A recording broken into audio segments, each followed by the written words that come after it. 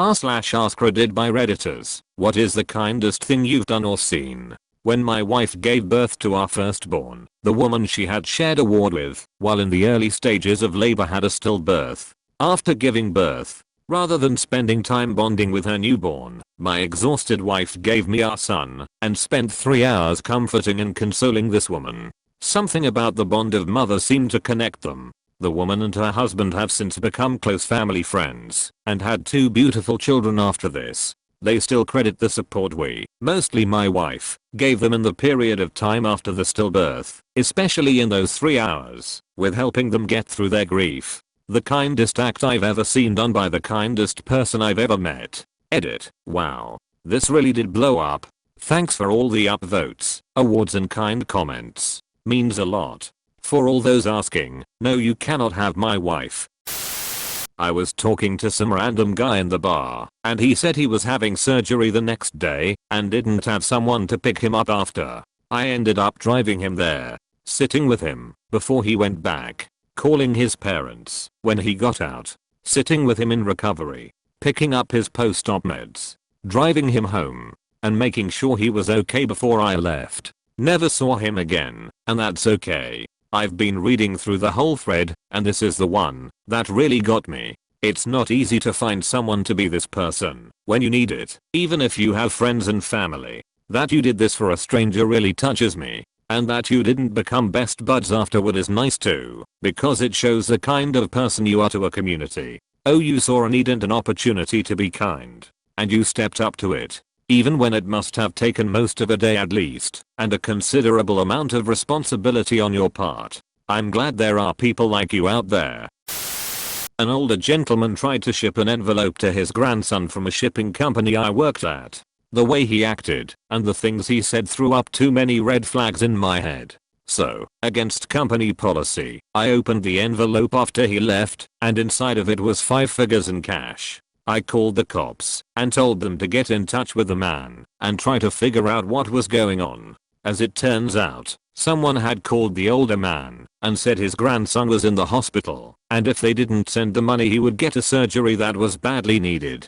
The older man couldn't get in touch with the grandson by phone, so he panicked and sent the money to the address they provided. We were able to stop it from happening and get the money back to him. He said it was basically his life savings. The story kind of got big and the news ran a story on it, and apparently it's a scam that happens to a lot of old people. We started this kind of club to reach out to nursing homes and try and educate people about it, and a lot of people were not aware of anything like that happening. A lot of good came from me just being nosy. A friend of mine, educated and in her 60s, fell for one of these type scams. She was embarrassed, but told everyone she could so others would learn from her mistake. I can very easily imagine mum falling for some kind of scam before we put in a home. She was pretty talkative to anyone who called, because she considered it rude to just hang up. It's scary.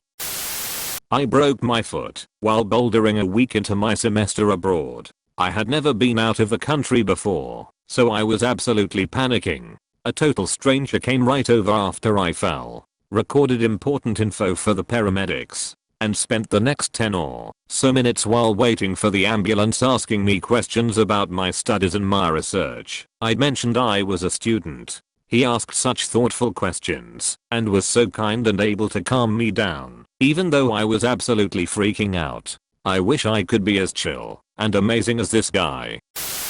My dad ran into an old high school friend he hadn't seen in years. He learned that the man had cancer, that he had no family except a son in college in another state, and that he was basically dealing with it all by himself. So my dad started taking him to his appointments and out to lunch. He even organized how to take his crazy number of prescriptions, since it was confusing to figure out when to take them, when they all had different times and requirements. There were about 18 of them, I think he said. Then, when his friend died, my dad helped his son do all of the end-of-life arrangements. My dad is my hero.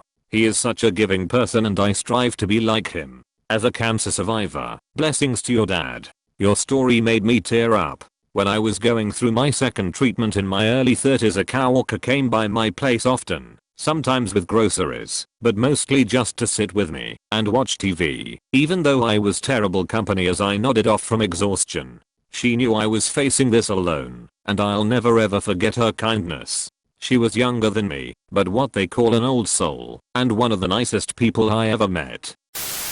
My high school government class was graded on a curve, and I was killing it. I was way ahead of everyone else. But I wasn't planning on going to college, and the next best had a scholarship riding on her GPA. So I deliberately skipped the final exam. When the teacher told me he couldn't give me the top slot, I asked him to give it to her, and explained why. He never looked at me the same after that. We both knew I had the material nailed. The final exam would have only proven the already obvious. She needed the grade, and it would have meant nothing to me. She went to college and eventually became a vice president of a regional bank. I'm happy for her. I reached out to dozens of people my dad has known and told me stories about throughout the years. Cousins, relatives, coworkers, groomsmen, friends throughout his adult years, friends from childhood, and even from his recently deceased dad before he passed away. I asked them if they could share a memory or picture they had of him. I was overwhelmed by the responses. So many people wrote back. Even people I had missed, but had heard about it through the grapevine. It was so kind of those people to dig through their archives and spend the time to do that. I compiled them all into a box and gave it to him for his 60th birthday. My dad and the rest of our family all really enjoyed reading the letters and seeing long lost photographs. What a great idea. With COVID-19, my mum's birthday party may be cancelled. I may do this instead. Make a PowerPoint and have a video party for her. I worked at Starbucks. One morning around 6:30 a customer came in and I asked how she was doing. "Oh, it's already crazy and I haven't even started," she replied. To make her day go a little easier, I gave her coffee order for free. A few days later, I was having a terrible morning, 6:30 and already chaos. She came in, asked me how I was doing, and I said the above. A couple hours later, she came back with a gift bag for me. Inside was a nice bottle of wine. We'd both had bad mornings, and someone's small gesture had made the day just a little bit nicer. Something comes to mind that happened to me once. It was my first job in the field of conservation and my boss was a real hard guy, but secretly a kind man. I had a 6-month-old son and was a 20-year-old single mom. I had just found out some bad news and was really sinking financially. My son's dad was dipping in and out. I wasn't emotionally mature enough for a relationship at the time. I had too much on my plate, one thing after another. I was the only woman on a crew of 7 men, working to plant trees, fix USFS roads and restore habitats in the PNW for 10 hours a day. Too girly to relate to the guys, too manly for my girlfriends. Nobody understood. I felt hopeless. One day I cried on lunch break. It was all stacking up, and I was cracking under pressure. After work the next day, as the other crew members filtered out of the work trucks, my boss said to me, "Just wait for a second." I was irritated because I thought he was going to ream me for my work performance, which he frequently did, for everyone. Instead, he waited until everyone was gone, pulled out his wallet, and took a wad of cash out. He said, "I don't know how much is here, 'cause I just grabbed a handful. But I want you to take every dollar in my wallet and help get yourself out of that hole you're in." It's been almost a decade since then, and my life has been completely turned around. I'm deliriously happy now. That gruff, sour old Forrester made a big change in my life, and for much more than that moment. I'll always appreciate having the opportunity to know and work for him. If you have the means and feel comfortable doing so, consider calling and telling him where you are at in life now. I'm not saying all the progress you have made is his doing, but even if it's been a decade, I'm sure it would warm his heart to know you have truly pulled through. I was 16, driving over to my girlfriend's house on rainy Saturday afternoon. There was a man biking in front of me, and when he went to get onto the sidewalk, he completely ate crap. I pulled into the closest driveway and saw that his bike was mangled and his arm was bleeding. I threw his bike in my trunk, gave him my old sweatshirt for his bloody arm, and drove him home. When I dropped him off, he gave me his card. Turned out he was a dentist at a local research hospital. Well, Fast forward to when I'm 19 and the same man took out my wisdom teeth for free as part of a research experiment. Not sure if there was actually an experiment that they needed wisdom teeth for, but just goes to show that good things happen to good people. You got cloned, bro. This reply got me dead. Background: my family and I were homeless when I was about to turn 13. My youngest brother is severely autistic. We were standing in line for lunch at the local soup kitchen, which opened at 11 AM. We had arrived at 6 in the morning and were decently close to the door, only about 20 other people in front of us. My father had just returned from taking my youngest brother for yet another walk around the block, as he had begun fighting and stimming and biting himself in frustration. After another few minutes in line, it was clear that he had more than reached his tiny 9-year-old limit and had begun to lose it. There was a couple of guys who were dressed in ratty t-shirts, Jane vests covered in patches, and plenty of veteran memorabilia, mostly from Vietnam. Think those little ribbons or the POW Maya patches. Each of them had either an old, dirty backpack or a trash bag which held all of their personal belongings in the world. One of the men, in a wheelchair, and missing a leg. Seeing my little brother's frustration and hearing my mother explain yet again that he had severe autism,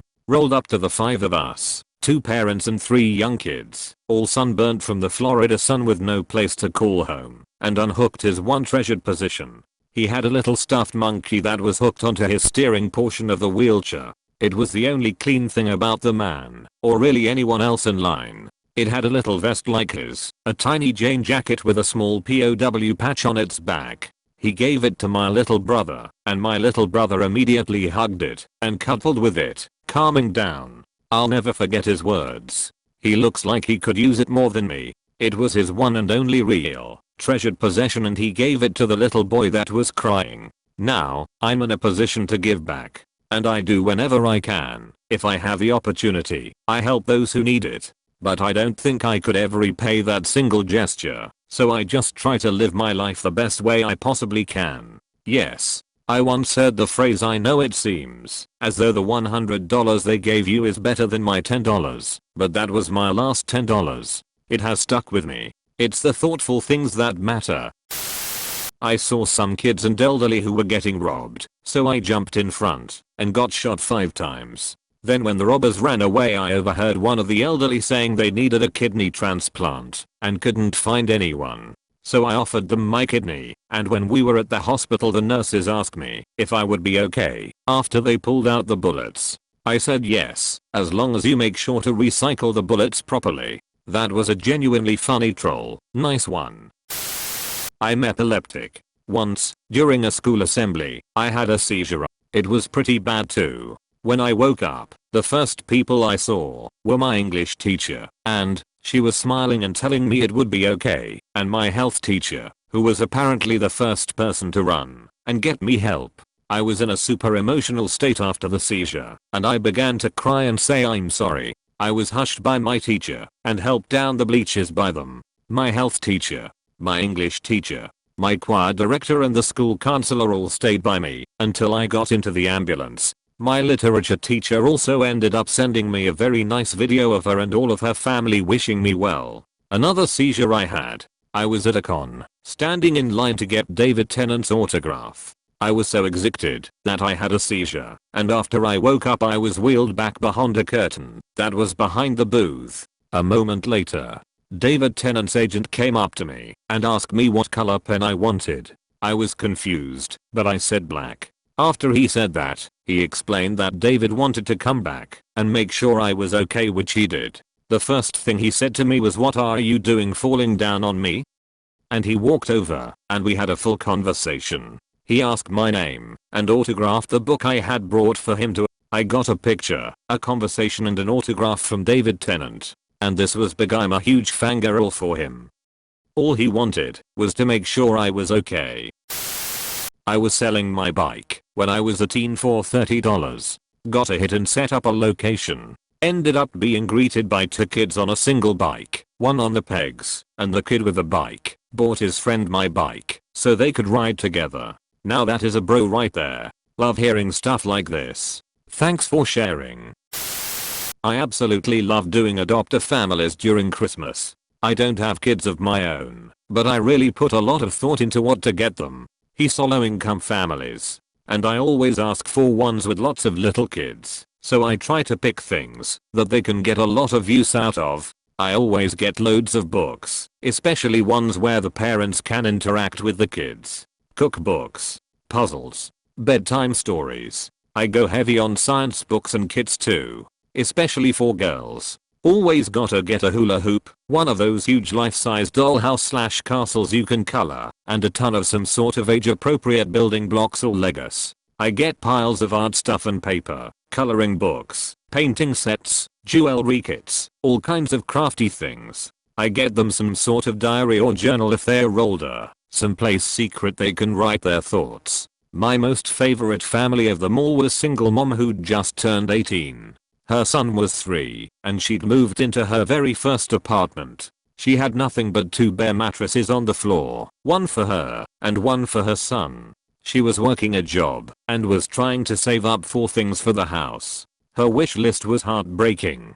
She wanted blankets for them both, a pan to cook with, and a Spider-Man toy for her son. That's it. I was single at the time supporting myself, so I only had a couple hundred to spend. I got her a complete comforter / sheet set, a pillow, and a full set of cooking pans. I found the coolest thing for her son though. It was a fitted sheet that turned your bed into a Spider-Man tent. It was awesome. And then I found a big Spider-Man stuffed toy, like 2 feet tall. I also found this huge book with over 100 full-length bedtime stories. I got the usual boring stuff, clothes for her son and a gift card for a holiday meal.